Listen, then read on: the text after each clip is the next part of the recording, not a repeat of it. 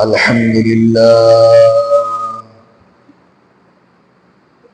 الحمد لله نحمده ونستعينه ونستغفره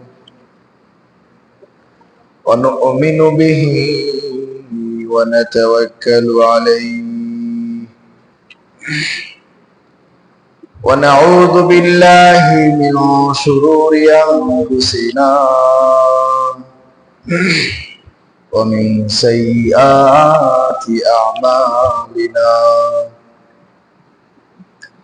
من يهده الله فلا مضل له ومن يضلل فلا هادي له ونشهد أن لا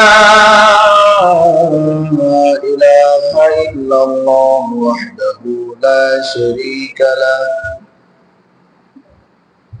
ولا جلد له ولا بلد له ولا ولد له ولا والد له ولا مكاظم له ولا مقارن له ولا مساوي له ولا مضارب له ولا مقابل له ولا مقارب له ونشهد أن سيدنا وسندنا وطبيب أرواحنا ومولانا محمدا عبد الله ورسوله صلى الله عليه وعلى آله وأصحابه وبارك وسلم تسليما كثيرا أرسله الله بالحق بشيرا ونذيرا وداعيا إلى الله بإذنه وسراجا وقمرا منيرا وبشر المؤمنين بأن لهم فضلا كبيرا ولا تطع الكافرين والمنافقين والفاسقين ودع أذاهم وتوكل على الله وكفى بالله وكيلا أعوذ بالله من الشيطان الرجيم قال الله تعالى في شأن حبيبه وخليله ومعشوقه ما كان محمد أبا أحد من رجالكم ولكن رسول الله وخاتم النبيين وكان الله بكل شيء عليما إن الله وملائكته يصلون على النبي يا أيها الذين آمنوا صلوا عليه وسلموا تسليما اللهم صل على محمد وعلى آل محمد كما صليت على إبراهيم وعلى آل إبراهيم إنك حميد مجيد اللهم بارك على محمد وعلى آل محمد كما باركت على إبراهيم وعلى آل إبراهيم إنك حميد مجيد بلغ العلا بكماله كشف الدجى بجماله حسنت جميع خصاله صلوا عليه وآله جلاله بلغ العلا بكماله كشف الدجى بجماله حسنت جميع خصاله صلوا عليه وآله سبحانك لا علم لنا إلا ما علمتنا إنك أنت العليم الحكيم الحمد لله মহান রব্বুল আলামিনের দরবারে শুকরিয়া জ্ঞাপন করতেছি যিনি আমাদেরকে মাগরিবের নামাজ জামাতের সহিত আদায় করার তৌফিক দান করেছেন এজন্য বলি আলহামদুলিল্লাহ। আল্লাহ সুবহানাহু ওয়া তাআলা আমাদেরকে দয়া করে মায়া করে অতীব মোহাব্বত করে আল্লাহ তাআলা আমাদেরকে মুসলমান বানাইছেন, মানুষ বানাইছেন। মানুষ আকৃতির নাম নয়, মানুষ দাবি করার জিনিস নয়, বরং মানুষ দেখতে এমনও মানুষ জানোয়ারে পরিণত হয়েছে। মানুষ আকৃতি দেখতে কিন্তু তাকে মানুষ বলে গণ্য হয় না, এমনও কথা আল্লাহ তাআলা কুরআনুল কারীমের ভিতরে অসংখ্য জায়গায় বলেছেন। এজন্য রব্বে কারীমের দরবারে সবসময় দোয়া করতে হবে, আল্লাহ তুমি যে আমাদেরকে মানুষ বানাইলা, মুমিন মুসলমান বানাইলা, আল্লাহ মৃত্যুর আগ পর্যন্ত যেন আমরা ঈমানের পরে অটল থাকতে পারি এবং ঈমান নিয়ে মৃত্যুবরণ করতে পারি। কারণ মানুষের মতো দেখা গেলেই মানুষ হয় না, যদি হইতো তাহলে আল্লাহ তাআলা এই আয়াত কখনোই নাযিল করতেন না, ওয়ালাকাদ যারাকনা লিজাহান্নামা কাসীরাম মিনাল জিন্নি ওয়াল ইনস লাহুম কুলুবুন লা ইয়াফকাহুনা বিহা। যাদেরকে আমি অন্তর দিছি, অন্তর দিয়ে চিন্তা করে না, ওয়ালাহুম আ'য়ুনুন লা ইউসিরুনা বিহা, চক্ষু দান করেছি, চক্ষু দিয়ে তারা দেখে না, উপলব্ধি করে না। ওয়ালাহুম আযানুন লা ইয়াসমাউনা বিহা, শ্রবণ শক্তি দিছি, তবুও আমি আল্লাহর একাত্মবাদের স্লোগান, আমি আল্লাহর কুরআন,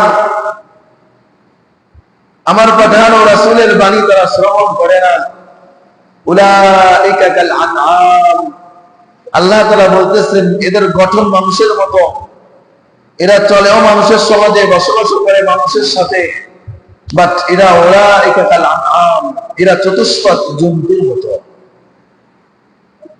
এরা দেখতে মানুষ, হাত আছে, পা আছে, মাথা আছে, কথা বলে, হইলেই কি হবে? আল্লাহ বলে এরা জন্তু জানোয়ারের মতো।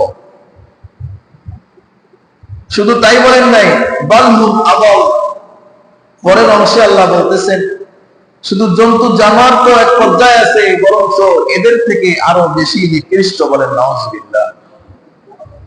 তাহলে এই আয়াত দ্বারা বুঝতে পারি আমরা যে মানুষের মতো দেখা গেলেই মানুষ না, মানুষের মতো হাত পা চোখ কান নাক মুখ থাকলেই মানুষ না, মানুষের সাথে উঠা বসা চলাফেরা করলেই মানুষ না।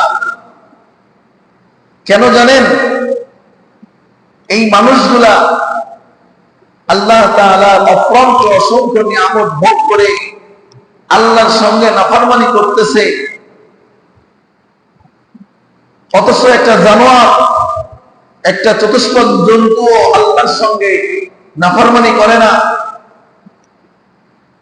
আল্লাহ তাআলা আশরাফুল মাখলুকাত বানায়া মানুষদেরকে এই মানুষত্ব টিকে রাখার জন্য, মানুষত্বকে ধরে রাখার জন্য, এই আশরাফিয়তকে বহাল রাখার জন্য কিছু কাজ দিয়েছে, যে কাজগুলোর উপরে অব্যাহত অটল থাকলে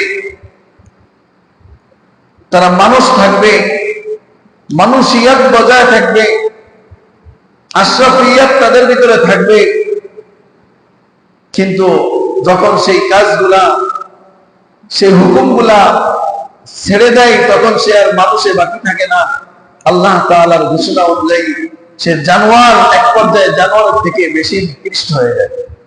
নাউজুবিল্লাহ। কারণ দেখেন আমাদের সমাজে আমরা মানুষ হইয়া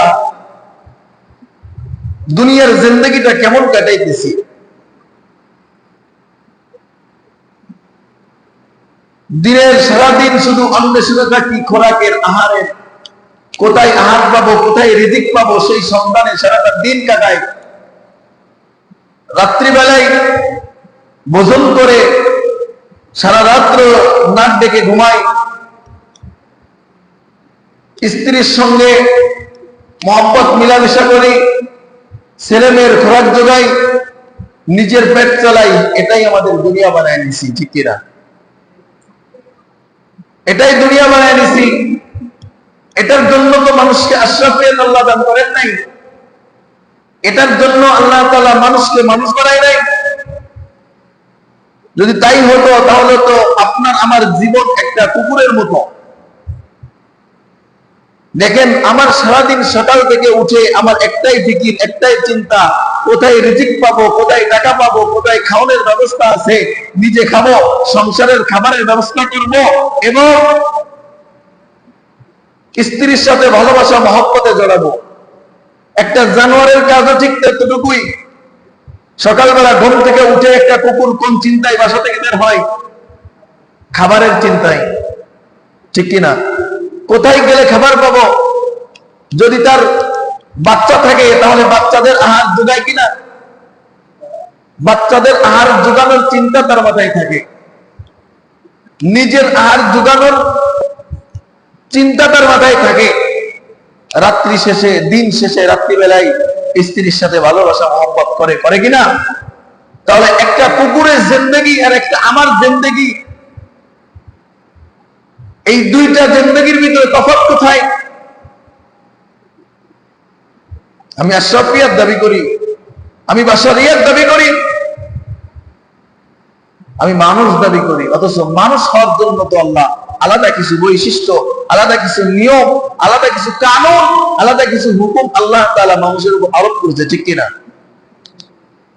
সেই নিয়ম কানুন গুলাকে অনুকরণ করে যদি চলতে পারি, তাহলে আমি আপনি মানুষিয়াতের অবস্থায় বহাল থাকবো, আশরাফিয়াতের অবস্থায় বহাল থাকতে পারবো, মানুষ বলে পরিচয় দিতে পারবো। অন্যথায় কখনোই সম্ভব না। এজন্যই আল্লাহ বলছেন, উলাইকা কাল আনআম, আরে একটা জানোয়ারের মতো সকালবেলা উঠে আহারের নিদ্রায়, আহারের খোঁজে অন্বেষণে বের হয়, রাত্রিবেলা এসে একটা জানোয়ার যা করে তাই করে।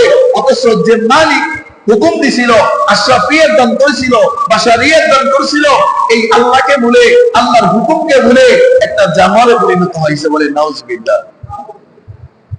এজন্য দোস্ত, সূরাত সিরাত হাত পা থাকলেই মানুষ না, মানুষের মতো দেখা গেলেই মানুষ হয় না। দেখবেন, ছোটবেলায় যখন আমরা, আমাদের গার্জিয়ান আব্বা আম্মা যখন স্কুল কলেজে মাদ্রাসায় যখন দিয়ে আসে, তখন শিক্ষককে কি বলে আসে বলেন তো? আমার ছেলেটাকে মানুষ করে দিও, ঠিক কিনা? আমার ছেলেটাকে, আমার মেয়েটাকে মানুষ বানায় দিয়েন। কে, আমি কি মানুষ নাই? বলে হ্যাঁ, তুমি মানুষের মতো দেখতে, বাট এখনো মানুষ হইতে পারো নাই। কেন? বলে মানুষিয়াত হইতে, মানুষ হইতে যে জ্ঞানটা দরকার, যে বুঝটা দরকার, যেমন চলা দরকার, যেমন উঠা বসা দরকার, যেমন আখলাক দরকার, এটা এখনো তোমার ভিতরে আসে নাই। এই জন্য তুমি শেখো, শিক্ষক থেকে শিক্ষা গ্রহণ করো এবং তদনুযায়ী আমল করো, তারপরেই তুমি মানুষ হতে পারবা, ঠিক কিনা? এই জন্য দোস্ত, মানুষ আমরা সমাজের ভিতরে দাবি করি, অনেকেই মুসলমান দাবি করি, মুমিন দাবি করি, কিন্তু বাস্তবিক ভাবে পর্যবেক্ষণ করলে দেখা যায়, কুরআন হাদিসের পরস্পর দিয়ে মাপলে বের হয়ে যায় কোনটা মানুষ আর কোনটা অমানুষ। এই জন্য তো এক বুজুর্গের জিন্দেগিতে পাওয়া যায়, এক মসজিদের খতিব জুমার দিন বয়ান করতেন, একটা রুমাল মাথায় দিয়ে, কি দিয়ে? একটা সাদা রুমাল মাথায় দিতেন, এতটুকু জুড়াইয়া দিতেন চোখের নিচ পর্যন্ত, এত দূর জুড়াইয়া দিতেন যে সামনে কেউ আছে কি না আছে এটা বোঝা যাইতো না, দেখা যাইতো না। অনেকদিন অনেক মুসল্লি জিজ্ঞেস করছে, হুজুর আপনি রুমালটাকে এত জুড়াইয়া দেন কেন? এতটুকু জুড়াইয়া দিলে তো সামনে কি আছে কি না আছে এগুলো তো দেখা যায়। তা হুজুর যে কোনো উত্তর যে কোনো ভাবে দিয়ে মুসল্লিদের কাছ থেকে সরে আসে। কিন্তু একদিন এক মুসল্লি নাসের বান্দা ধরছে হুজুরকে, হুজুর আমাকে আজকে বলতে হবে আপনার এর ভিতরে কোন রহস্য লুকিয়ে আছে। আপনি রুমালটাকে এত দূর নামায় দেন, চোখের নিচ পর্যন্ত মুসল্লিদেরকে, শ্রোতাদেরকে দেখা যায় না, ওয়াজ করে চলে যান। এর ভিতরে রহস্য কি? হুজুর বলবে না নাসর বান্দা, সেও ছাড়বে না। না হুজুর, আজকে না কওয়া পর্যন্ত, না বলা পর্যন্ত আপনাকে যাইতে দিব না, ছাড়বো না। তখন হুজুর ডাকতে বলে, বাজার এটা তো বলার জিনিস না,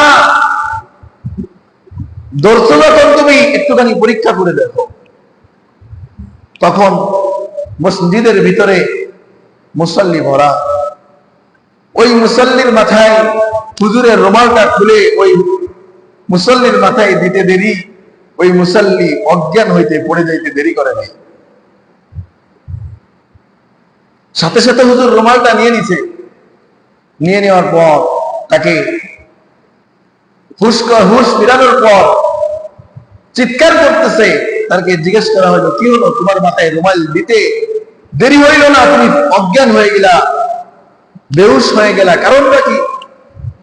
বলে, হুজুর আল্লাহি, আল্লাহর নামে শপথ করে বলি, যখন আপনি রুমালটা আমার মাথায় দিলেন, আমি দেখলাম মসজিদের ভিতরে দুই একটা মানুষ ছাড়া কোনো মানুষ নাই, সব শিয়াল কুত্তায় ভরে গেছে। নাউজুবিল্লাহ কইতেন না। আমি দেখে ভয় পাইছি, ডরাইছি যে জন্তু জানোয়ারে মসজিদ কিভাবে বললো, মসজিদের ভিতরে এত চতুষ্পদ জন্তু কিভাবে আসলো। আমি আশ্চর্য হয়ে গেছি। হুজুর বলল, এই রুমালের রহস্য এটাই। আজকে আমরা দেখতে মানুষ, আমাদের ভিতরে কোনো মানুষত্ব নাই। আজকে আমরা মানুষের সমাজে বাস করি, মানুষ পরিচয় দিয়ে সমাজে চলাফেরা করি, কিন্তু মানুষ হইতে গেলে কি দরকার? একটা গুণ, একটা সিফাত, এমন আখলাক আমার মনের ভিতরে নাই, ঠিক কিনা? এই জন্য দোস্তরা আসেন, মানুষ হইতে হবে, মানুষ হইতে হবে, মুমিন হইতে হবে, মুসলমান হইতে হবে। অন্যথায় কোনো সুযোগ নেই, মালিকের দরবার থেকে ছাড় পাওয়ার কোনো সুযোগ নাই। আল্লাহ তাআলা আমাদের সবাইকে খাঁটি মুমিন মুসলমান হওয়ার তৌফিক দান করুন, বলেন আমিন।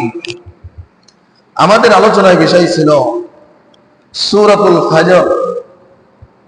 সূরা ফাজর নিয়ে আলোচনা চলতেছিল। গত সপ্তাহে আমরা 10 আয়াত পর্যন্ত আলোচনা করতেছিলাম। আল্লাহ তাআলা সূরা ফাজরের প্রথমে কয়েকটা বিষয় কসম খাইছিলেন, খেয়ে মানুষদেরকে শিক্ষা দিচ্ছিলেন, মানুষ তোমাদের জন্য কি শিক্ষা নাই? তোমরা কি শিক্ষা পাইতেছো না?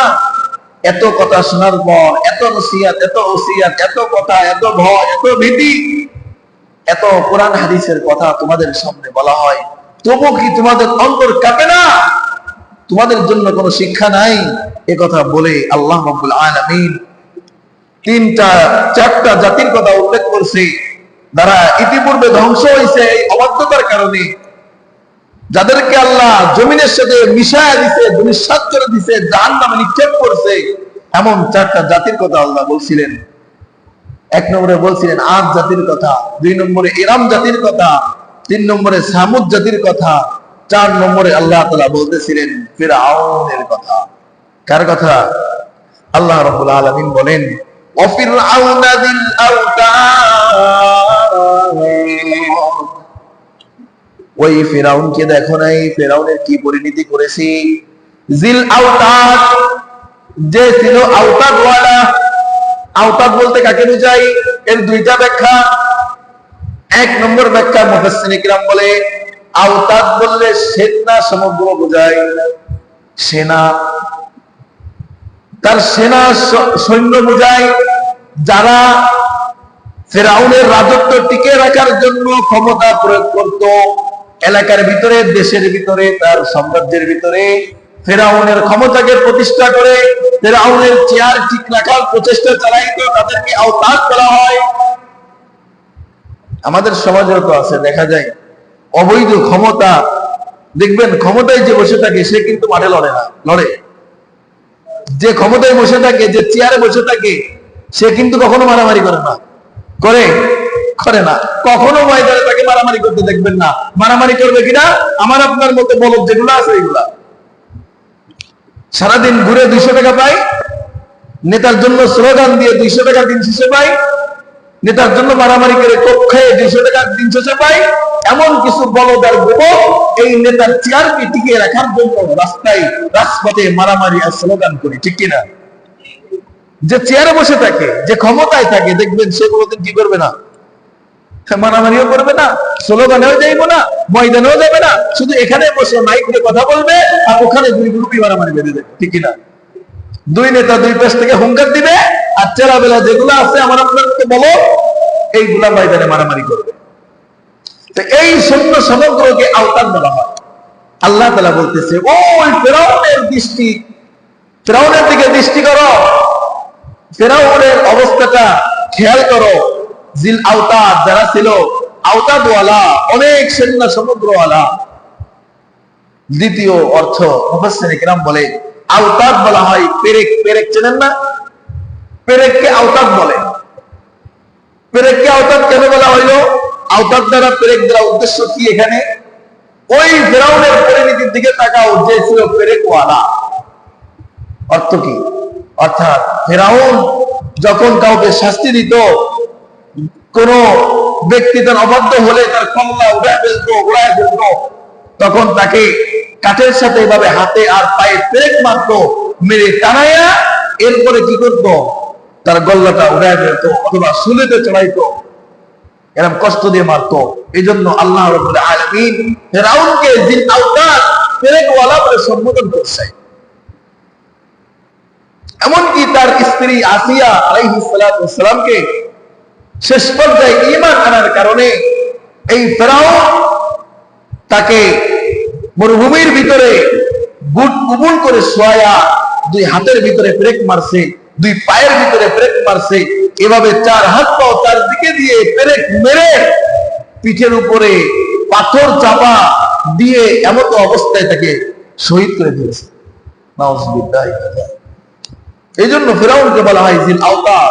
ওই ফেরাউনের পরিণতির দিকে তাকাও, যে ছিল জিল আওতাদ, পেরেকওয়ালা, সৈন্য সমগ্রওয়ালা, বিশাল ক্ষমতাশীল। শুধু তাই নাই, তারা কি করতো দেখুন, আল্লাহ বলতেছেন আল্লাযীনা তাগাউ ফিল বিলাদ।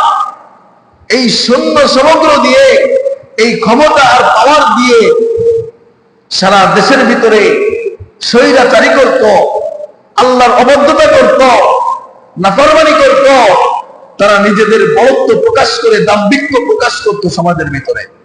আল্লাহ বলে দিচ্ছেন আজকে আমাদের সমাজটাও ঠিক এমন হয়ে গেছে, আমাদের সমাজটা ঠিক এমন হয়ে গেছে, যারাই ক্ষমতায় যায় তারাই হনুমান হয়ে যায়, ঠিক কিনা? যে যায় লঙ্কায় সেই হয় হনুমান, যেই পাই চেয়ার সেই হয় স্বৈরাচার, ঠিক কিনা? যে ক্ষমতায় যায় সেই স্বৈরাচার। কি যেন একটা হয়ে গেছে মগের বন্ধু, বাংলাদেশটা কেমন যেন যেই ক্ষমতায় যায় তার বাপ বেটা বিচার হয়ে যায়, ঠিক কিনা? আল্লাহু আকবার। যা ইচ্ছা দেশের ভিতরে, যা ইচ্ছা জনগণের প্রতি, প্রজাদের প্রতি সেইভাবে ব্যবহার করতে থাকে, সেইভাবে নির্যাতন চালাইতে থাকে। এটা তোমার আমার আখলাক না দোস্ত। শুনে রাখো, তোমার পরিণতি তুমি যদি শিক্ষা না নাও, ইতিহাস থেকে শিক্ষা না নাও, আল্লাহ থেকে বলতেছে আদ জাতি থেকে শিক্ষা নাও, সামুদ জাতি থেকে শিক্ষা নাও, ইরান জাতি থেকে শিক্ষা নাও, ফিরআউন জাতি থেকে শিক্ষা নাও। একটু দূরে যদি না যেতে পারো, তোমার দেশের বিগত ইতিহাস থেকে শিক্ষা নাও। যদি শিক্ষা না নাও, তোমার পরিণতি তার থেকে বেশি খারাপ হবে, ঠিক কিনা? তোমার দেশ থেকেই শিক্ষা নাও, দূরে যাইতে হবে না। আমার দেশ থেকেই আমার শিক্ষা নেওয়া দরকার। ইতিপূর্বে স্বৈরাচাররা যেভাবে আল্লাহর গজবের শিকার হয়েছে, তুমি আমি যদি স্বৈরাচার হই, আমার পরিণতি কিন্তু তার থেকে আরো ভয়াবহ, ঠিক কিনা? এই জন্য দোস্ত, আল্লাহ ক্ষমতায় বসাই, ক্ষমতা দেয় স্বৈরাচারী হওয়ার জন্য না, আমানত রক্ষা করার জন্য, শ্রোতাদের হক আদায়ের জন্য, তাদের পক্ষ থেকে গোলাম বানায় দেয় আল্লাহ তাআলা। আল্লাহ রাব্বুল আলামিন বলতেছেন এই পেরেকওয়ালা ফেরাউনের কথা চিন্তা করো, তার পরিণতি দেখো। যারা সমাজের ভিতরে তাগাউ ফিল বিলাদ, দেশের ভিতরে স্বৈরাচারী করত, দাম্ভিকতা সৃষ্টি করত, ফাআকসারু ফীহাল ফাসাদ। শুধু তাই না, তারা পায়ে পায়ে ধরে গর্দান করত, ক্ষমতা প্রয়োগ করত, একে অপরের প্রতি যতটুকু ক্ষমতা প্রয়োগ করা যায় জুলুম, নির্যাতন, নিপীড়নের স্টিম রোলার চালাইত। আল্লাহ বলতেছে এই ফিরআউনের জনগোষ্ঠী অধিকাংশ শতকরা ৯৯ জন ফিহাল ফাসাদ, ফিতনা সৃষ্টি করত, সবসময় গ্যাঞ্জাম লাগায় রাখত, সমস্যায় মানুষকে পতিত করেই রাখত, সমস্যার সম্মুখীন করে বাধ্য করে মানুষ থেকে ফায়দা নিত। আমাদের দেশেও সম্পূর্ণই ফিরআউনের নিয়ম নীতি কানুন চলে, সব জায়গায় সর্বক্ষেত্রে। মানুষ দেখবেন, মানুষ যদি কোনো সমস্যায় পড়ে, আমাদের দেশের সরকার, আমাদের দেশের প্রত্যেকটা কর্মকর্তারা এখানে চেয়ারে কেন বসানো হয়? তাদেরকে জনগণের সেবায় জন্যই তো, ঠিক কিনা? অথচ এই জনগণ একটা সরকারি সেবা নিতে দেন আপনি জীবিত থাকতেও এই কাজটা সংশোধন হয়ে আপনার হাতে আসবে না। অথচ এই কাজ তো ছিল না, এই কথা তো ছিল না, এই কাজের জন্য তো তাকে বসানো হয় নাই। হাতের ভিতরে ঘুষ না দেওয়া পর্যন্ত, পকেটটা না ভরে দেওয়া পর্যন্ত আপনার আমার কাজ ঠিক মতো করে দেয় না। অথচ এটা তো দরকার ছিল না। তারা অবদ্ধ করে, মানুষকে বাধ্য করে তাদের কাছে আসতে, তাদেরকে এই হাদিয়া নামক ঘুষ দিতে বাধ্য করে, কৌশলে তাদের কাছে আনতে বাধ্য করে। আজকে একটা কাজ দিবেন, 10 বছর কেটে যাবে, আপনার ওই কাজটা সংশোধন হবে না, অথচ ওই কাজটা মাত্র 2 সেকেন্ড থেকে 3 সেকেন্ডের কাজ। হইতো না? হইতো না? আপনাকে ফিতনায় ফেলায় রাখবে, সমস্যার সম্মুখীন করেই রাখবে, যেখানেই যাবেন সেখানেই আপনার সমস্যায় পতিত হতে হবে। এটা তোমার আমার কালচার হতে পারে না দোস্ত, মুসলিম বিশ্বের কালচার হইতে পারে না, মুসলমানদের শাসকদের কালচার হতে পারে না, এটা একমাত্র ফিরআউনদের কালচার, ঠিক কিনা? আল্লাহ তাআলা বলে দিচ্ছে ফাআকরামু ফীহাল ফাসাদ, তারা সমাজের ভিতরে, রাষ্ট্রের ভিতরে, দেশের ভিতরে সব সময় ফিতনা লাগায় রাখতো। فصب عليهم ربك سوط عذاب, ফিরআউন যখন এভাবে স্বৈরাচারে পরিণত হইল, ফিরআউন যখন সমাজের ভিতরে, দেশের ভিতরে দাম্ভিক্য প্রকাশ করতে লাগলো, ফিতনা সৃষ্টি করতে লাগলো, আল্লাহ রাব্বুল আলামিন বলেন ফাসাব্বা আলাইহিম রাব্বুকা সাওতা আযাব, তখন আল্লাহ তাআলা তার পক্ষ থেকে আযাবের হুকুম দিয়ে দিলেন। সুবহানাল্লাহ, কি দিলেন? যখন স্বৈরাচার হয়ে যায় মানুষ, দেখেন না, চূড়ান্ত পর্যায়ে যখন পৌঁছায় যায়, তখন পাকড়াও করেন কে? আল্লাহ। ফিরআউন যখন নিজের দাম্ভিক্য প্রকাশ করে, বরত্ব জাহির করে মানুষদের ভিতরে ফিতনা শুরু করে দিল, আল্লাহ রাব্বুল আলামিন ফাসাব্বা আলাইহিম রাব্বুকা সাওতা আযাব, তখন তার জনগোষ্ঠীর উপরে, ফিরআউনের উপরে আল্লাহই গজবের হুকুম দিছে। আর দেখবেন, যখন আল্লাহ গজবের হুকুম দেয় তখন কিন্তু কোনো কি লাগে না, অস্ত্র শস্ত্র, সেনাবাহিনী আর রাইফেল, অ্যাটম বোমা আর পারমাণবিক বোমার দরকার হয় না। আমাদের বিগত স্বৈরাচারকে খেদাইতে পারমাণবিক বোমা লাগছে, হ্যাঁ, অ্যাটম বোমা লাগছে, গুলি করা লাগছে, দাবলাইতে হয়েছে না, পলানোর রাস্তা দিতে পাই নাই, ঠিক কিনা? ঠিক আল্লাহ রাব্বুল আলামিন বলে, যখন আমি আল্লাহর পক্ষ থেকে পাকড়াও আসবে, তখন কাউকে লাগবে না, কিছু লাগবে না, এমনিই দৌড়ায় পাবে না। যেমন নমরুদ ছিল, নমরুদ ছিলেন না, বিশ্ব শাসন করেছিল 4 জন ব্যক্তি, তার ভিতরে একজন নমরুদ। এদের কোনো বাউন্ডারি ছিল না, এরিয়া ছিল না, এদের রাজত্ব পুরো বিশ্ব ছিল। তো এই নমরুদ যখন স্বৈরাচারী করতে করতে করতে করতে চূড়ান্ত পর্যায়ে যখন পৌঁছায় গেছে, আল্লাহ তাআলা তখন আযাব দিতে একটু ইচ্ছা বোধ করছেন। যখন ইচ্ছা করছেন, তখন একটু ল্যাংলা মশা কয় কি, আল্লাহ আমার তো সহ্য হয় না, কি হয় না, আমার তো সহ্য হয় না, ল্যাংলা মশা কয় আল্লাহ একটু অর্ডার দাও, অর্ডার অর্ডার। তা কি করবি? বলো দেও না একটু অর্ডার, খেলাটা একটু দেখাই দি। আল্লাহ কয় যা দিলাম। ল্যাংলা মশাটা বন বন করতে করতে এসে নাকের ভিতরে ঢুকে গেছে, নাকের ভিতরে ঢুকে মগজের ভিতরে যায় আর কুটকুট করে কামড় দেয়। যখন কুটকুট করে কামড় দেয়, তখন নমরুদের পাওয়ার কোথায় গেল, কোথায় ক্ষমতা, নমরুদ পাগল হয়ে যায়, ছটফট করতে থাকে, মৃত্যুর যন্ত্রণা অনুভব করে। কি করবে কি করবে, কোনোটাই কোনো কাজ হয় না।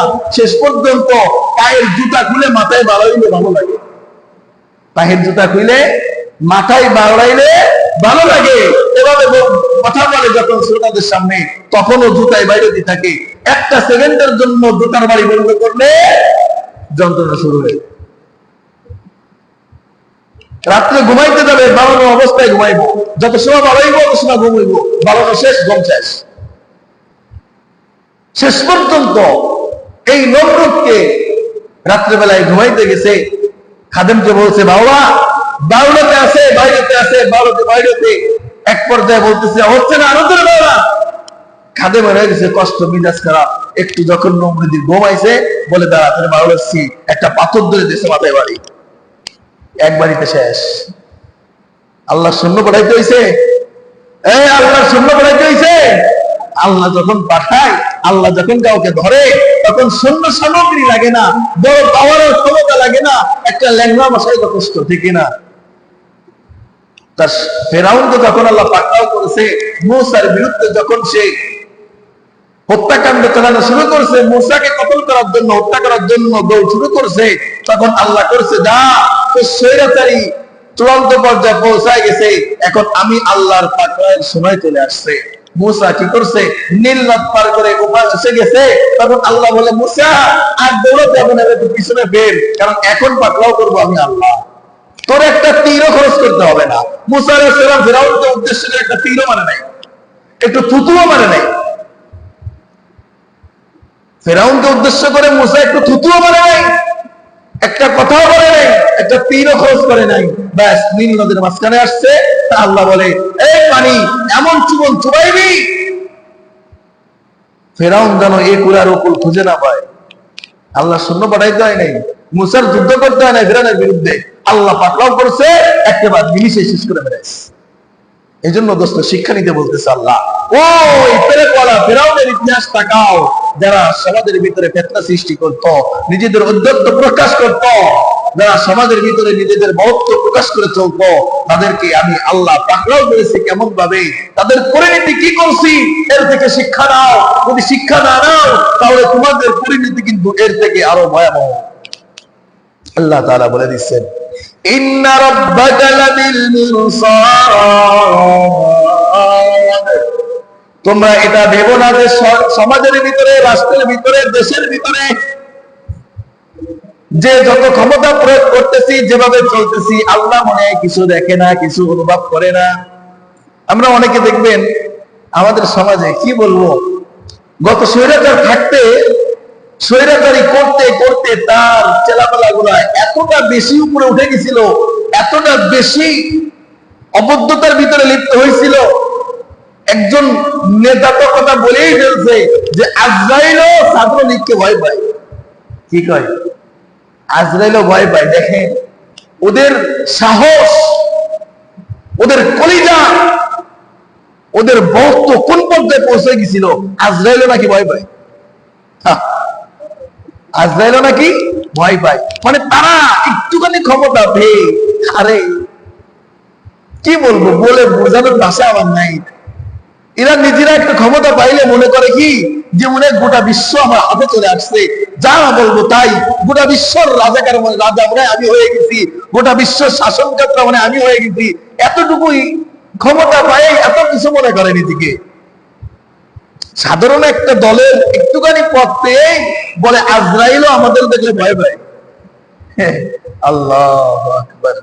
আল্লাহ তাআলা এই কথাকেই বলতেছে ইন্না রাব্বাকা লাবিল মিরসাদ। তুমি কি মনে করো, তুমি ওই দেশের, ওই ছোট্ট একটা দেশের, ছোট্ট একটা মহল্লার ভিতরে ছোট্ট একটা চেয়ার পেয়ে স্বৈরাচারী করতেছ, তুমি অবদ্ধতায় লিপ্ত হইছ, তুমি জুলুম করতেছ, নির্যাতন করতেছ, আর মনে করতেছ আল্লাহ মনে হয় এত কিছু দেখে না, আল্লাহ মনে হয় এত কিছু খেয়াল করে না, যা ইচ্ছা তাই করি, যা বলতে পারি তাই বলতে থাকি, এটা মনে করতেছো?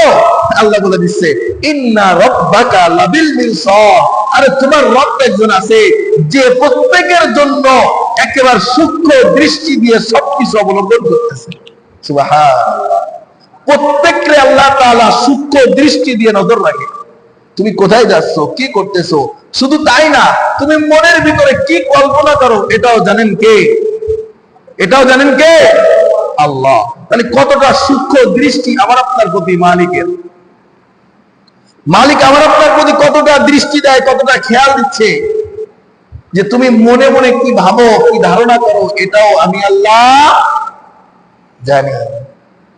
তুমি এটা ভেবো না যে তুমি স্বৈরাচারী হইছ, জুলুম করতেছ, নির্যাতন করতেছ মানুষের উপরে, মানুষের কষ্টের কারণ হচ্ছ, তুমি নিজেকে অনেক কিছু মনে করতেছো, এটা মনে করো না যে তোমার রব তোমাকে দেখতেছে না।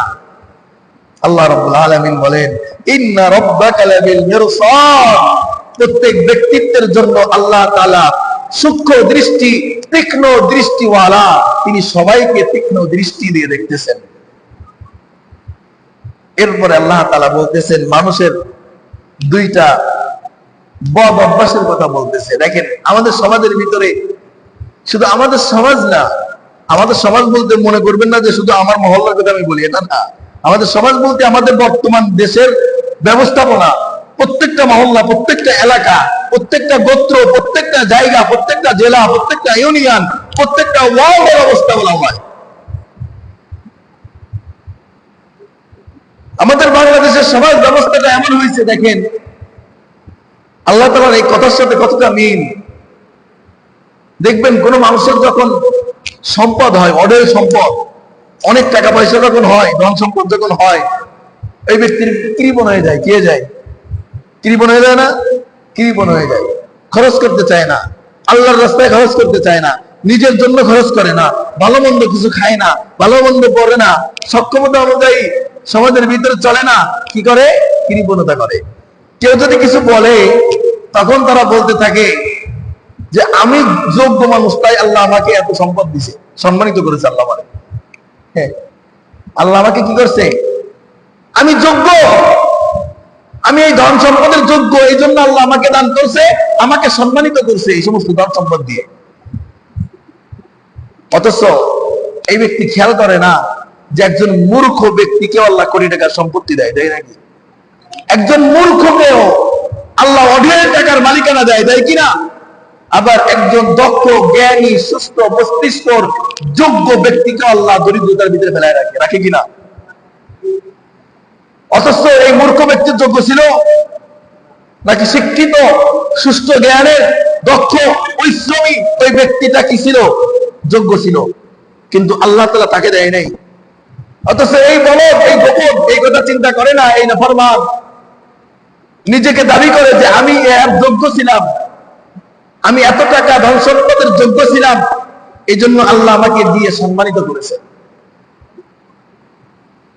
তোমার আমার থেকে অশিক্ষিত, তোমার আমার থেকে নিম্ন, তোমার আমার থেকে বলদ, তোমার আমার থেকে জ্ঞান বুদ্ধিতে কম এমনও ব্যক্তি আছে, যাই দেখো তোমার আমার থেকে লক্ষ লক্ষ গুণ টাকাওয়ালা, ঠিক কিনা? তার ক্ষমতার বেশি। আল্লাহ কি জন্য দেয় এটা বলতেছে, দেখেন فأما الإنسان إذا ما ابتلاه ربه فأكرمه ونعمه। আল্লাহ রাব্বুল আলামিন বলেন ফাআম্মাল ইনসান, আরে মানুষের দিকে তাকাও, মানুষ তো এমন, ইদা মাবতালাহু, যখন তাকে পরীক্ষা করে, রাব্বুহু, তার রব আল্লাহ তাআলা যখন মানুষকে পরীক্ষা করে, মানুষকে পরীক্ষা নেয়, ফাআকরামাহু ওয়া নাআমা, নিয়ামত দেয়, সম্মান দেয়, ইজ্জত দেয়। যখন আল্লাহ তাআলা সম্মান দেয়, নিয়ামত দেয়, ধন সম্পদ দেয়, ইজ্জত দেয়, তখন এই কিছু সবকিছু দিয়ে আল্লাহ পরীক্ষা করে, তখন মানুষ বলে ফায়াকুলু রাব্বি আকরামান, আরে আমি তো যোগ্য ছিলাম, এই জন্য আল্লাহ আমাকে সম্মান দান করেছে, এত টাকা মালিকানা হওয়ার যোগ্য ছিলাম, এই জন্য আল্লাহ আমাকে ধন দিছে, আমি তো এই সম্মানের পাত্র, এই জন্য আল্লাহ আমাকে সম্মান দিছে, আমি তো ইজ্জত পানেওয়ালা একজন ব্যক্তিত্ব, এই জন্য আল্লাহ আমাকে ইজ্জত দিছে। কিন্তু বাস্তবতা এটা না। আল্লাহ বলে ইদা মাবতালাহু, আমি যখন তাকে পরীক্ষা করি, অর্থাৎ এই ক্ষমতা, এই চেয়ার, এই পাওয়ার সব কিছু দিয়েছে আল্লাহ পরীক্ষা করার জন্য, যে এই ক্ষমতা পেয়ে আমি আল্লাহকে ভুলে যাও, এই ধন সম্পদ তোমার ভিতরে কৃপণতা বসাবে, নাকি আমি আল্লাহর হুকুম অনুযায়ী ধন সম্পদকে খরচ করো, ব্যয় করো, এটা দেখার জন্য আমি আল্লাহ তোমাকে পরীক্ষা করার জন্য ধন সম্পদ দিছি।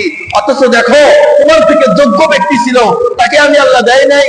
তোমার থেকে যোগ্য ব্যক্তি আরো হাজারো ছিল, তাকে আমি দেয় নাই।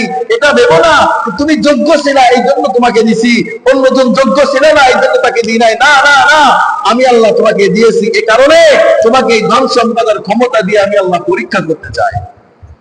এজন্য আল্লাহ রাব্বুল আলামিন বলে, তোমার রব যখন দেখবা মানুষকে সম্পদ দিয়ে, ক্ষমতা দিয়ে, ধন দৌলত দিয়ে পরীক্ষা করে, তখন তারা বলে রব্বি আকরামান, আরে আমি তো যোগ্য ছিলাম এই জন্য আমার রব আমাকে সম্মানিত করছে, আমাকে দান করছে।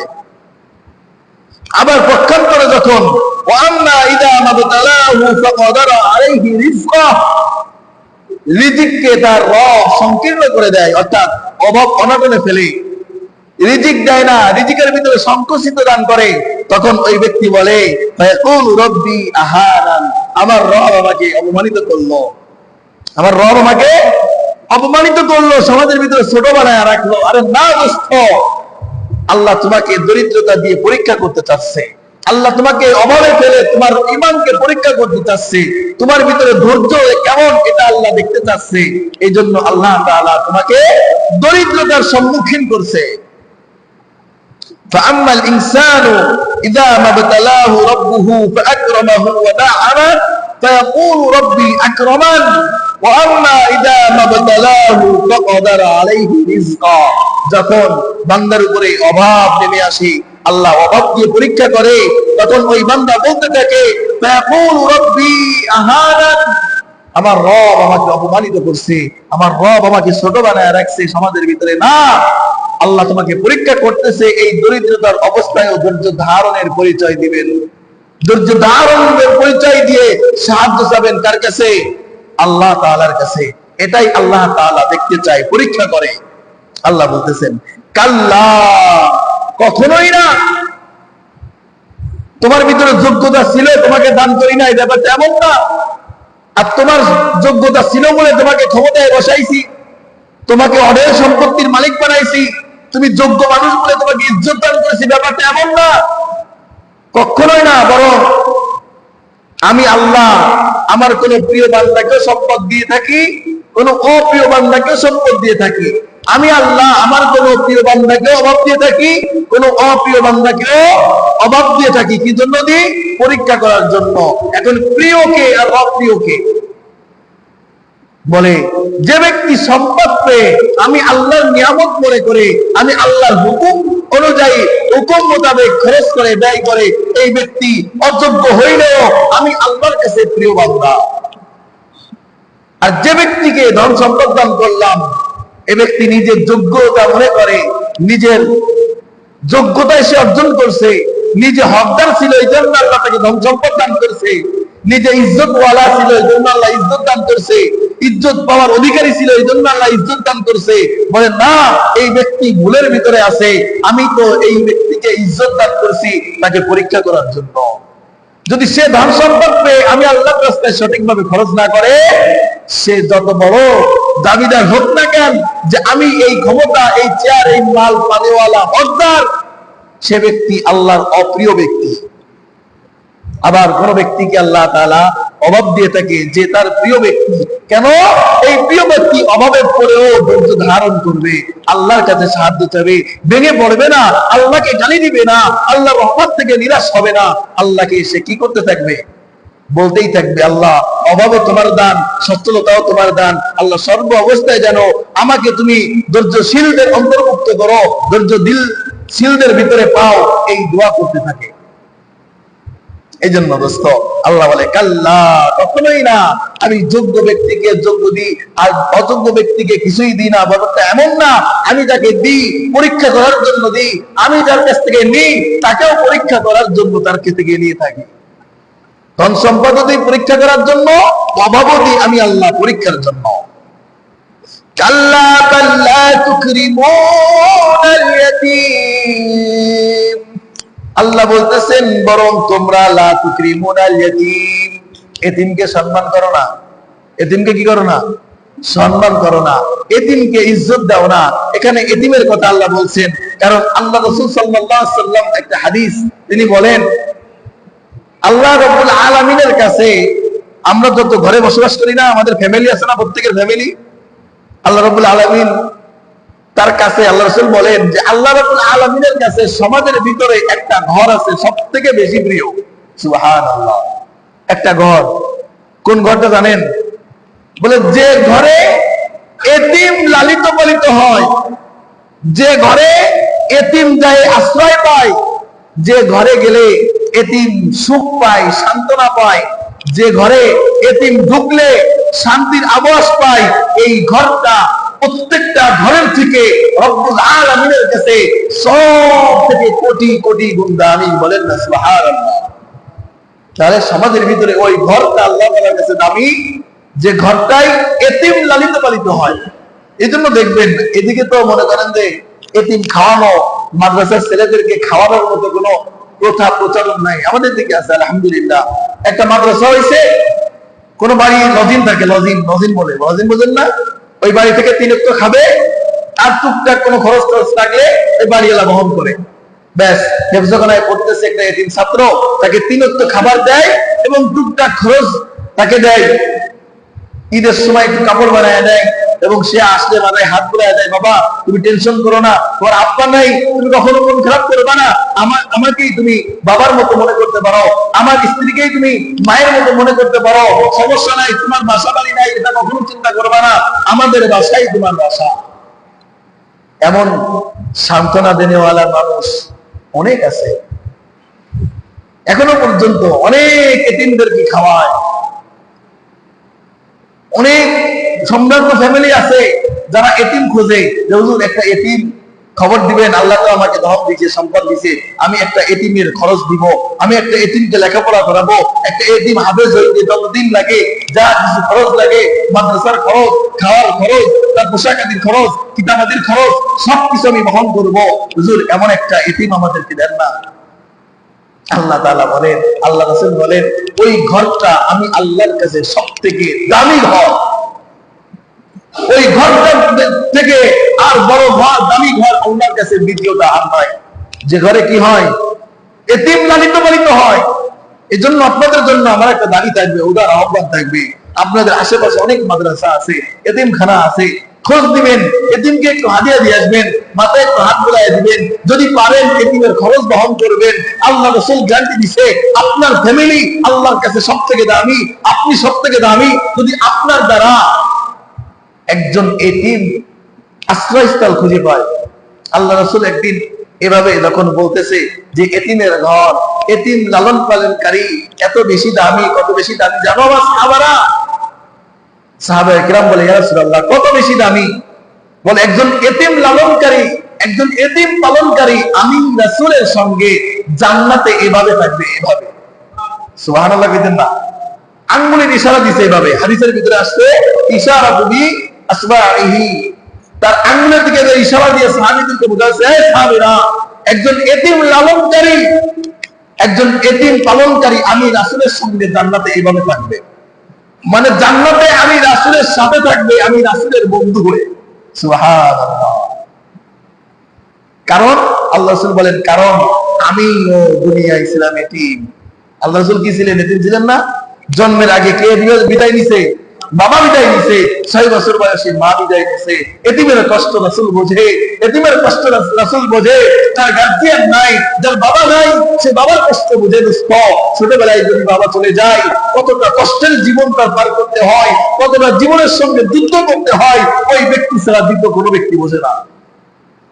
এজন্য আল্লাহ রাসূল অফার দিচ্ছে, অফার, আসো না এই ধনী ব্যক্তিরা আসো, তোমার টাকা তো মরে গেলে সব থাকবে পরে দোস্ত, তোমার অর্থগুলো কোথায় যাইবো, কে খাইবো, কোথায় ব্যয় হইব, কোনো হিসাব তুমি পাইবা না। কিন্তু একজন এতিমের খরচ তুমি যদি দিয়ে যাইতে পারো, একজন এতিমের ভরণ পোষণ যদি দিয়ে যাইতে পারো, আল্লাহ রাসূলের সুস্পষ্ট ওয়াদা, আল্লাহ রাসূলের সুস্পষ্ট ঘোষণা, একজন এতিম লালনকারী, একজন এতিম পালনকারী আমি রাসূলের সঙ্গে এভাবে জান্নাতের ভিতরে থাকবে। সুবহানাল্লাহ। এজন্য দোস্ত আসেন, যদি না পারেন, পালন লালন করতেও না পারেন, কমপক্ষে এতিমরা বছর শেষে শুরুতে কিতাব কিনতে হয়, বোর্ডিং এর খোরাক দিতে হয়, মাসে এক বস্তা এতিমখানায় চাউল দিয়ে দিবেন, কিছু কিতাবাদি কিনে দিবেন, এতিমখানায় এতিম ছাত্ররা ছাত্রীরা পড়বে। এটা আপনার নাজাতের ওসিলা হয়ে যাবে দোস্ত। এটা আপনার জন্য বড় একটা ইনকাম হয়ে যাবে। রাসূলের সহযোগী হওয়া, রাসূলের পাশাপাশি জান্নাতে থাকা, রাসূলের সহবত অর্জন করা, রাসূলের বন্ধুত্ব অর্জন করে জান্নাতের ভিতরে থাকতে পারা। আসেন আমরা নিয়ত করি ইনশাআল্লাহ, আল্লাহ তাআলা যদি তৌফিক দেয় কোন একজন এতিমের খেদমত করব তো ইনশাআল্লাহ। ইনশাআল্লাহ খবর নিবেন, আশেপাশে এতিমখানা আছে, আলহামদুলিল্লাহ আমি একটা মাদ্রাসায় চাকরি করি, ওখানেও অনেক এতিম ছাত্র আছে, এখানে আশেপাশে অনেক মাদ্রাসা আছে, খবর নিবেন, দেখবেন এক বস্তা চাউল কিনে দিলেন আপনি। মাস শেষে একটু বললেন যে প্রতি মাসে আমি এক বস্তা চাউল কিনে দিব এতিমখানায়, আমি বছর শেষে আমি এক গায়ে কিতাব কিনে দিব, একবার নিয়ে খাতা কিনে দিব। আলহামদুলিল্লাহ আপনাদের এই বাড়িখালীর একজন আমাদের মাদ্রাসায় অনেকগুলা খাতা, অনেকগুলা কিতাব, অনেকগুলা কলম এগুলো দিয়ে আসছে। যারা এতিম ছাত্রী আছে এদের পড়ার, সারা বছরে 15 জনের মতো এতিম ছাত্রী আছে, বলে এদের সারা বছরে কতটা খাতা লাগে ব্যাস কিনে দিয়ে আসছে, কতটা কলম লাগবে এক বছরের জন্য সব কিনে দিয়ে আসছে। আলহামদুলিল্লাহ এমন মন মানসিকতার ওলা মানুষও আছে। এজন্য দোস্ত আমার আপনার টাকা তো আছে, আল্লাহ দিছে, কোথায় যাবে কি হবে এখন যদি মরে যাই কিছুই আমার না। এজন্য আসেন নিয়ত করি, কোন এতিমখানায় কোন এতিম ছাত্র, কোন এতিম বাচ্চা, সমাজের ভিতরে অনেক এতিম ছাত্র, এতিম ছেলেরা আছে, এতিম মেয়েরা আছে, যাদের গার্জিয়ান নাই, যাদেরকে ভালো খাবার দেওয়ার মতো মানুষ নাই, ভালো পোশাক পরানোর মতো মানুষ নাই, এদের প্রতি একটু উল্লেখ নজর দিবেন, রহমতের নজর দিবেন। আপনাকে আপনার প্রতি রহমতের নজর দিবে স্বয়ং আল্লাহ। আল্লাহ রাব্বুল আলামিন এতিমদেরকে মহব্বত করে, এতিমদেরকে ভালোবেসে আল্লাহ রাসূলের ঘোষণা অনুযায়ী এতিম লালনকারী পালনকারী হইতে পারি তৌফিক আমাদের সবাইকে দান করুন, বলেন আমিন। এতিমকে মহব্বত করলে এই মহব্বতটা সরাসরি কোথায় যায় জানেন? এতিমকে মহব্বত করলে এই মহব্বতটা সরাসরি আমার রাসূলের সাথে যায়। সুবহানাল্লাহ। আমার রাসূলের অভ্যাস ছিল বাচ্চাদেরকে মাথায় হাত বুলাইয়া দিতেন, এতিমদেরকে দেখলে কাছে টানতেন, কাছে টেনে একটু মাথায় হাত বুলাইয়া দিতেন, সান্ত্বনা দিতেন, যদি কিছু থাকতো দেওয়ার মতো হাদিয়া দিতেন এবং তাদেরকে সান্ত্বনা দিতেন, তোমার বাবা নাই, টেনশন নাই, আমি তোমার বাবার মতো, তোমার মনে করো না তোমার কোনো অভিভাবক নাই, আমি তোমার অভিভাবক। অথচ দোস্ত আমার আপনার সমাজের ভিতরে দেখলে দেখা যায় কোন না কোনো দুর্ঘটনায় বাবা মারা গেছে, সন্তানেরা আছে 2-3 জন, ব্যাস তাদেরকে দেখার মতো আর কেউ নাই, তার বাবা নাই, তার দুনিয়ায় কিছুই নাই, তার বাবা চলে গেছে অসময়, অকালে মৃত্যু হয়েছে, ব্যাস সমাজের ভিতরে আমরা সুশীলরা আছি, আমাদের টাকা পয়সা আছে, ধন সম্পদ আছে, কিন্তু কোনোদিন বুকে হাত দিয়ে বলতে পারবো না একটা এতিমকে ঈদের সময় এক সেট নতুন পোশাক দান করছে। আছে না সমাজের ভিতরে এতিম? নাই? আপনার সমাজে নাই? আপনার আশেপাশে 2-4 ঘরের ভিতরে নাই? টাকায় দেখেন আছে, কিন্তু আপনি দেন না। আপনার টাকাগুলা কোথায় যায়? কোথায় যাচ্ছে দোস্ত? কার জন্য জমাইতেছে? এই জন্য এতিমের মুখে হাসি ফুটাইলে এই সুখ অনুভব করে স্বয়ং রাসূল। রাসূল এতিম ছিল, এজন্য এতিমের কদর করবেন। এই এতিমের দোয়ায় আল্লাহ রাব্বুল আলামিন আপনাকে রাসূলের সঙ্গী বানায়া জান্নাতে দিবে ইনশাআল্লাহ। আল্লাহ রাব্বুল আলামিন পরে বলতেছে ওয়ালা তাহাদ্দুনা আলা তুআমিল মিসকিন, তোমরা তো এতিমকে সম্মান করো না, এতিমকে ইজ্জত দাও না, এতিমকে দাম দাও না। শুধু তাই না, ওয়ালা তাহাদ্দুনা আলা তুআমিল মিসকিন, হত দরিদ্র নিঃস্ব এদেরকে খাবারের জন্য, এদেরকে আশ্রয় দেওয়ার জন্য একে অপরের প্রতি ওসিয়াত করো না, উৎসাহ দান করো না। যে দরিদ্র তাকে কোনো সময় ভালো নজরে দেখো না, তার দিকে রহমতের দৃষ্টি দাও না, রহমতের হাত বাড়িয়ে দাও না, তার প্রতি অন্যকে ওসিয়াত করো না। ভাই তোকে তো আল্লাহ মাল দিছে, ধন সম্পদ দিছে, ওই দরিদ্রের প্রতি একটু নেক নজর দিও, একটু রহমতের দৃষ্টি দিও। তোমার টাকা তো কত জায়গায় কত ভাবে খরচ হয়ে যায়, 500-1000 টাকা পারলে ওই ফ্যামিলিটাকে একটু সহযোগিতা করো, সাহায্য করো। আল্লাহু আকবার। আফসোস আমাদের টাকা পয়সা গুলো আল্লাহ কোথায় নিবে কিভাবে নিবে, কি করবে, আমাদের হিসাব মিলে না। অথচ আমাদের টাকাগুলো আমরা কি করতেছি, কতটা কৃপণতার সহিত, কতটা কোষ্ঠকাঠিন্যের সহিত টাকাগুলো জমাইতেছি। অথচ এখনই যদি মরে যাই, এই টাকাগুলো থাকবে বলে এই ব্যাংকের অ্যাকাউন্ট চলে যাবে অন্যের নামে, ভোগ করবে অন্য। অথচ আমার পাশে না খেয়ে মরে একটা ফ্যামিলি, আমার পাশে না খেয়ে মরে কত দরিদ্র ফ্যামিলি গুলা, তাদেরকে আমি সাহায্য করতে মনে চাই না, তাদের হাতে কিছু দিতে মনে চাই না, একটু বাজার করে দিতে মনে চাই না, একটু ভালো খাবারের ব্যবস্থা করতেও মনে চায় না। আল্লাহ তাআলা এটা পছন্দ করেন না। আল্লাহ বলতেছে, ওলা তাহাদুনা আলা তুআমিল মিসকিন, দরিদ্রদেরকে, হত দরিদ্রদেরকে, গরিবদেরকে কি করে না, একে অপরের খাবারের ব্যবস্থা করে না, বাসস্থানের ব্যবস্থা করে না, রহমতের দৃষ্টি দেয় না, রহমতের হাত বাড়িয়ে দেয় না, তাদেরকে সাহায্য করে না, এবং একে অপরকে উৎসাহ দেয় না। এরপর আল্লাহ রাব্বুল আলামিন বলতেছে, ওয়াতাকুলুনা তুরাসা আকলাল লাম্মা, এটা তো করেই না, বরং ওয়ারিসের সম্পত্তি ওয়ারিসকে না দিয়ে পরিপূর্ণটা নিজে দখলে করে ভোগ করতে চায়, ঠিক কিনা? আজকে সমাজের ভিতরে এটা ভরপুর চলতেছে, ভরপুর। ওয়ারিসের সম্পত্তি ওয়ারিসকে বুঝিয়ে দেয় না। কি বলবো দোস্ত, দেশটা কোথায় চলে গেছে, সমাজটার ব্যবস্থাপনা কেমন হয়ে গেছে। কিছুদিন আগে, দু একদিন আগের ঘটনা দেখবেন, ভাইয়ে ভাইয়ে সম্পত্তি নিয়ে, সম্পত্তি ভাগাভাগি নিয়ে ভাইয়ের দুই চোখ উঠে ফেলছে। ছেলেরা মিলে, বাড়ির লোকজনে মিলে ভাইকে ঠেসে ধরে জোর করে দুই চোখ উঠে ফেলছে। কিসের জন্য? সম্পত্তির জন্য। আরে মানুষ, আল্লাহ খালি খালি বলছে, আল্লাহ তাআলা এমনি এমনি বলছে তুমি জানোয়ার, তুমি জানোয়ার থেকে নিকৃষ্ট। একটা হিসাব মিলাম দোস্ত, একটা হিসাব মিলাম, কি করে বুঝাইবো? একটা হিসাব মিলাম, এই সম্পত্তি, জায়গা, টাকা পয়সা, ধন দৌলত মানুষ নিয়ে যেতে পারবে? আমি 100 বিঘা 100 একর সম্পত্তির মালিক, আমি মরে যাওয়ার সঙ্গে কি 100 একর সম্পত্তি আমার সাথে দিয়ে দেওয়া হবে?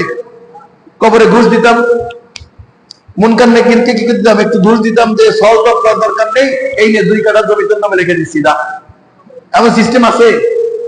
হাসরের ময়দানে আল্লাহ যখন কাঠগড়ায় দাঁড়াবে, আল্লাহকে 2 কোটি টাকা উইল করে দিতাম, আল্লাহ তুমি বিচারটা একটু সহজ করো, একটু ফাঁক ফুকর বের করে কোনো রকম সাতকাট করে বিদায় দেওয়ার একটা ব্যবস্থা করো, তোমার নামে 2 কোটি টাকা একটা উইল করে দিচ্ছি। আমার ইসলামী ব্যাংকে 100 কোটি টাকা আছে, ওখান থেকে 2 কোটি টাকা তোমার নামে চেক লিখে দেবো, আল্লাহ একটু ব্যবস্থা করো। এই সিস্টেম আছে? আসেনি? চিন্তা করেন মানুষ কতটা হিংস্র। মানুষ নিয়ে যাইতে পারবে না জানে, কিছুই তার সাথে যাবে না জানে, তারপরেও এই সম্পত্তি সম্পত্তি সম্পত্তি করে একজন ভাই ভাইয়ের প্রতি কতটা অবিচার করে।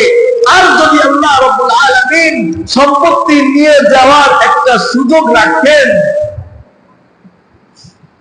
টাকা পয়সা সঙ্গে নিয়ে যাওয়ার যদি একটা ব্যবস্থা রাখতেন, তাহলে মানুষ কতটা হিংস্র হইতো, কতটা হন্য হয়ে যাইত, কতটা পাগল করা হয়ে যাইত এই সম্পদের পিছনে দৌড়ানোর জন্য, ঠিক কিনা? যদি একটা সুযোগ আল্লাহ রাখতো যে কবরে নিয়ে যাওয়া যায়, দুনিয়ায় যে কয় টাকার মালিক হবা এই টাকাটা তোমার কবরে দিয়ে দেওয়া হবে, যতটা সম্পত্তির মালিক হবা এই সম্পত্তির উইল তোমাকে দিয়ে দেওয়া হবে। কবরে একটা ঘুষের ব্যবস্থা আল্লাহ রেখে দিয়েছেন, হাসরের ময়দানে একটা চেকের ব্যবস্থা আল্লাহ রেখে দিয়েছেন, মিজানের দাঁড়িপাল্লার তোমার নেকির আমলের ক্ষেত্রে 2 বিঘা সম্পত্তির উইল রাখার একটা সিস্টেম আছে। পুলসিরাতের পুল পাওয়ার সময় ফেরেশতাদের কিছু ঘুষ দেওয়ার কোনো সিস্টেম আছে, আর জাহান্নামের ফেরেশতাদেরকে কিছু ঘুষ পানি দিলে মোটামুটি জান্নাতের দরজা খুলে দেওয়ার একটা ব্যবস্থা আছে। তাহলে মানুষ কি করত? মানুষ চিন্তা করে না, এই সম্পদ নিয়ে তো মরে যাবো না, এই সম্পদ নিয়ে তো যাইতে পারবো না, এই টাকা পয়সার সাথে কিছুই যাবে না দোস্ত। 3 টুকরা সাদা কাপড় তবু তোমার টাকাতে কিনা হবে না, তোমার নামের ব্যাংকে যে অ্যাকাউন্ট আছে এই অ্যাকাউন্ট থেকে উঠায় কিনা হবে না, তোমার নামের যে প্যাকেজটা আছে এই প্যাকেজটা তোমার টাকা ব্যয় হবে না, তোমার টাকা তোমাকে দেওয়া হবে না 1 টাকাও। এটা দেখবা যে তোমার ছেলে, না হয় তোমার মেয়ে, না হয় তোমার ঘনিষ্ঠ ব্যক্তি, সে আগের থেকে নিয়ত করে রাখছে অমুক ব্যক্তি মারা গেলে কাপড়ের টাকাটা আমি দিব।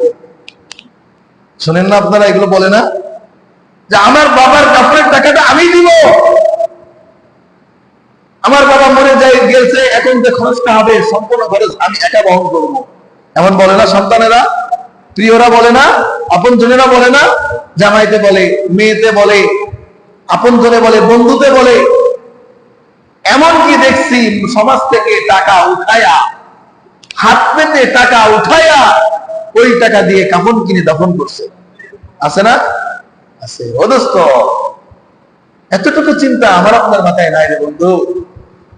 নিয়ে যাওয়ার কোনো ব্যবস্থা আল্লাহ দেয় নাই। তার গরম এতটুকু, এই সম্পত্তির জন্য এতটুকু করতে পারো। ভাইকে ভাইকে কতল করে ফেলতেছে, হত্যা করতেছে, ভাইয়ের চোখ উপরে ফেলতেছে, ভাইকে ভাইয়ের হাত কেটে ফেলতেছে, বোনের সম্পত্তি না দিয়ে নিজে ভক্ষণ করতেছে। এদের ভিতরে জাগরা পরিমাণ ভয় নাই। এতটা সত্য, এতটা জানার পরেও যে এখন মরে গেলে তোমাকে 3 টুকরা কাপড় ছাড়া তোমার কিছু দেওয়া হবে না, এই সম্পত্তির উড়িয়ে দেওয়া হবে না, ব্যাংকের চেক বইটা তোমার সঙ্গে দিয়ে দেওয়া হবে না, কবরে যাওয়ার কোনো ব্যবস্থা নাই, বিচারের পাল্লায় যাওয়ার কোনো সিস্টেম নাই, কিয়ামতের ময়দানে বিচারের কাঠগড়ায় ঘুষের কোনো সিস্টেম নাই। এত কিছু জানার পরেও এই সম্পত্তির জন্য মানুষ কতটা হিংস্র হয়ে উঠছে, মানুষ কতটা মরুয়া হয়ে উঠছে। আল্লাহু আকবার। আর যদি আল্লাহ একটা ব্যবস্থা করেই দিতেন, একটা সিস্টেম রাখেই দিতেন, তাহলে তো মানুষ কি যে হইতো, কি যে হইতো। কারণ চেয়ারতলায় বেহেশতে চলে যাইতো। কারণের সম্পদ জানেন না? কারণ কি করতো? চেয়ারতলায় বেহেশতে চলে যাইতো। কেন? কারণের যে সম্পদ ছিল, ওর এক এক গোডাউনের চাবির গোডাউন যে করা ছিল, ধন সম্পদ রাখার যে গোডাউন ছিল, এই গোডাউন 70টা খস্তর লাগতো চাবি বহন করতে, তালার চাবি। তখনকার তালাটা ছিল কিসের? এরা বড় বড় লোহার, এত বড় বড় চাবি ছিল না, চামড়ার চাবি ছিল, চামড়ার চাবি। হ্যাঁ, চামড়া কি মেলা ওয়েট? এতটুকু এতটুকু চামড়ার চাবি ছিল। তাই এই চামড়ার চাবি কি পরিমাণ ছিল? 70টা খচ্চর লাগতো, 70টা খচ্চর লাগতো শুধু চাবিগুলো বহন করতে। কত ধন সম্পদের মালিক আল্লাহ বানাইছে। যদি সিস্টেমটা থাকতো, সবার আগে জান্নাতে যাইতো কেডা? কারণ সবার আগে জান্নাতে কারণ যাইতো। এক গোডাউনের চাবি দিয়ে দিত মুনকার নেকির রে, আর এক গোডাউনের চাবি দিয়ে দিত আজরাইল রে, আর এক গোডাউনের চাবি দিয়ে দিত বিচারের পাল্লাই। আর আল্লাহ স্বামী দ্বারা কিন্তু আল্লাহ আমার যা কিছু আছে তোমার নামে উইল করে দিলাম, আল্লাহ আমার ছেড়ে দাও। ঠিক কিনা? অদস্ত কিছুই তোমার না, কিছুই তোমার না। দেখো না এই সমস্ত মালওয়ালা ধনওয়ালাদের পরিণতির দিকে তাকাও না। আল্লাহ তো একটু আগেই বললেন, সবকিছু বলে বলে চোখে আঙুল দিয়ে দেখাই দিচ্ছে। এই কারণের দিকে তাকাও। এই কারণ ফেরাতে হয়েছিল, এই কারণ এতিমদের মাল মেরে খেত, এই কারণ কি করতো না? মানুষের হক দিত না, গরিবদের মুখে খাবার তুলে দিত না, এতিমের মাল রক্ষণ করতো, মানুষের সম্পত্তি দিত না। তার ধন সম্পদ সহ আমি আল্লাহ মাটির তলে গাড়ায় দিছি, আমি আল্লাহ মাটির তলে গাড়ায় দিছি। তোমার আমারও তো এমন পরিণতি হইতে পারে দোস্ত, এই মাল ধন সম্পদ 1 টাকাও যাবে না। ব্যাংকের চেক ভাঙায়া তোমার কাফন কিনবে না, তোমার নামে টাকা উঠায়া চেক উঠায়া কাফন কিনবে না, বরং তোমার নামের যে 40 করবে, বাৎসরিক দোয়া অনুষ্ঠান করবে, এখানেও তোমার টাকা তোমার নামে খরচ করবে না। কি করবে? সবাই এসে বসবে, একটা মিটিং আছে, জরুরি মিটিং। কি? বাবার নামে খরচা করবো, কে কি দিবা দাও, হাত পাততে হাত। কোটি টাকা ব্যাংকে রেখে গেছে, আপনার নামে খরচ করবে, হাত পেতে হাত পেতে। কে কি দিবা দাও, এই ছেলে 5,000, ওই ছেলে 10,000, এই মেয়েতে 5,000, ওই মেয়েতে 10,000, এভাবে দিয়ে কত হয়েছে? এত টাকা, এত টাকায় কত টাকা খিচুড়ি হবে, এত দেয়। তাহলে এই কয়েকজন মানুষকে দাও, ঠিক কিনা? নাকি ভুল বলতেছি? সিস্টেম তো এমনই। তোমার নামে খরচা করবে, তোমার টাকা খরচ করে না দোস্ত, তোমার নামে খরচা করবে হাত পেতে, ছেলে মেয়েদের কাছ থেকে, সমাজের লোকদের কাছ থেকে হাত পেতে উঠায় খরচ করবে। তোমার সম্পত্তি 1% বেচে তোমার নামে খরচ করবে না, অতটা পাগল হয় নাই। এজন্য দোস্ত আসেন, আল্লাহ রাব্বুল আলামিন বলতেছেন, এতিমদের মহব্বত করো, এতিমদের আশ্রয়স্থল হও, তুমি এতিমদের লালন পালনকারী হও, এবং গরিব দুঃখীদের খাওয়াও, তাদের পাশে দাঁড়াও। যদি না দাঁড়াইতে পারো, যে দাঁড়াইতে পারে তাকে ওসিয়াত করো, ওই এতিমের পাশে দাঁড়াও, ওই দরিদ্রের পাশে দাঁড়াও। এবং কখনোই তুমি কি করো না? ওয়ারিসের হক মেরে খেও না। ওয়ালা তাকুলুনা তুরাসা আকলাল লাম্মা। এই সমস্ত স্বৈরাচারের অভ্যাস ছিল ওয়ারিসদের মাল ভক্ষণ করা, ওয়ারিসদের মাল বুঝায় না দিয়ে নিজে আত্মসাৎ করা। এটা কখনো ভালো মানুষের কাজ হইতে পারে না, এটা কখনো জান্নাতি মানুষের কাজ হইতে পারে না, আল্লাহ ওয়ালার কাজ হইতে পারে না, ভালো মানুষের কাজ হইতে পারে না। একমাত্র সমাজের ভিতরে যারা নিকৃষ্ট এদের কাজই ওয়ারিসের হক মেরে খাওয়া, ঠিক কিনা? অনেক সময় আসে, হুজুর একটু ওয়ারিসের সম্পত্তি নিয়ে একটু বয়ান করেন। কেন? ভাইয়েরা সম্পত্তি দেয় না। সম্পত্তি তো তোমার না, এটা বস্তু, এটা তোমার বাপের করা, তোমার বাপের পরিশ্রমের সম্পত্তি তোমার বোন পাইছে, তোমার ভাই পাইছে, তুমি কেন দিবা না? এটা তো তোমার পরিশ্রমের না, তোমার যেটা পরিশ্রমের তোমার জন্য বরাদ্দ আছে, কিন্তু যেটা তোমার বাবার পরিশ্রমের এটা তো তোমার বোন হকদার আছে, তুমি কেন তাকে দিবা না? কখনো এটা আমার আপনার জন্য সমুচিত না। এই জন্য এই দোষগুলা যেন আমাদের ভিতরে কি না করতে পারে, বাসা না বাঁধতে পারে। আল্লাহ রাব্বুল আলামিন আমাদের সবাইকে তৌফিক দান করুন, বলেন আমিন। আল্লাহ রাব্বুল আলামিন যে কথাগুলো বলছেন আমাদের জন্য সবগুলো আমলের কথাগুলোর উপরে আমল করা এবং পরিত্যাগ করা কথাগুলোর উপর যেন ছেড়ে দিতে পারি, অন্যায় ছেড়ে দিতে পারি, ভালো কাজগুলো আমলে আনতে পারি। আল্লাহ রাব্বুল আলামিন আমাদের সবাইকে তৌফিক দান করুন, বলেন আমিন। আর রাব্বুল আলামিন আমাদের সবাইকে কোরআনের জন্য, কোরআনের খিদমতের জন্য কবুল করে নেন, বলেন আমিন। ওয়া আখিরু দাওয়ানা আলহামদুলিল্লাহি রাব্বিল আলামিন। সুবহানাল্লাহি ওয়া বিহামদিহি, সুবহানাকাল্লাহুম্মা ওয়া বিহামদিকা আশহাদু আল্লা ইলাহা ইল্লা আনতা আস্তাগফিরুকা ওয়া আতুবু ইলাইক। আসসালামু আলাইকুম।